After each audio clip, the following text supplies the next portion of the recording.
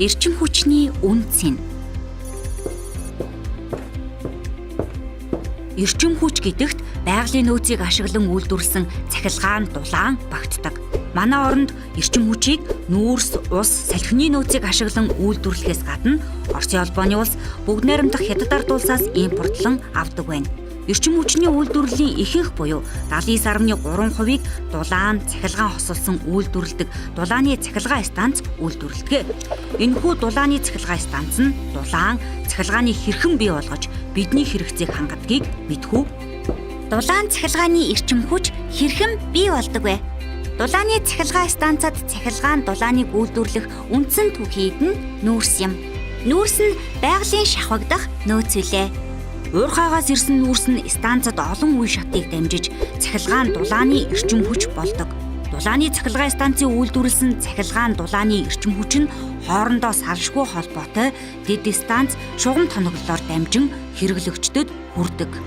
Дулааны цахилгаан станц нь хоногийн 24 цагийн турш тасралтгүй ажиллаж эрчим хүчийг үйлдвэрлэн байнгын бэлэн байлгадаг. Эрчим хүчийг үйлдвэрлэмэгц шууд хэрэглэгчдэд хүргэдэг тул бусад бараа бүтээгдэхүүнтэй адил нөөцлөх боломжгүй юм.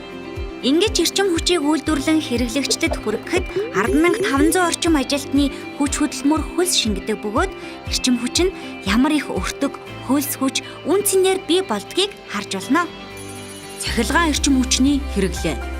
Энэ их үн цэнээр бий болсон цахилгаан эрчим хүчийг бид өдөр тутмын амьдралдаа бидний эргэн тойронд байгаа бүх зүйлд хэрэглэж болно.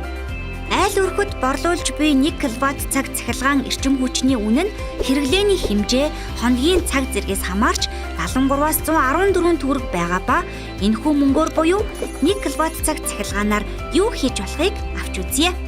Хөргөгч 10 цаг ажиллана, ус буцалгагч 10 удаа ус буцалгана, 15 цамц эндүүднэ, угаалгын машин 70-аас 100 минут ажиллана. Ширээний компьютер 4-өөс 6 цаг ажиллана. Сүүн чийдэн 50 цаг асна. Энгийн чийдэн 10 цаг ажилладаг байна. Хэрэглэгч бүр эрчим хүчний үн цэнийг мэдэрч хэмнэлт хийснээр өөрийн болоод улс орны эдийн засагт маш том хувь нэмэр оруулж байна гэсэн үг юм.